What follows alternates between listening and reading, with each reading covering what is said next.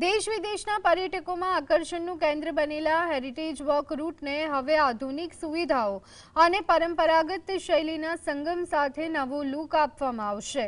4.20 કરોડના ખર્ચે શરૂ કરાયેલી આ કામગીરીમાં granite, cobalt, stone paving, heritage signage, theme આધારિત લાઇટિંગ અને આકર્ષક ગેટ તૈયાર કરવામાં આવશે। મધ્ય ઝોનના વિસ્તારમાં કસાડ પેઇન્ટ અને સ્તંભોનું સમારકામ કરી જૂના વારસાને જીવંત રાખવાનો પ્રયાસ કરાશે।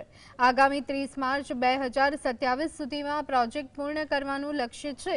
આ ડેવલપમેન્ટથી કોટ વિસ્તારના રહીશોમાં પણ આનંદની લાગણી જોવા મળી રહી છે।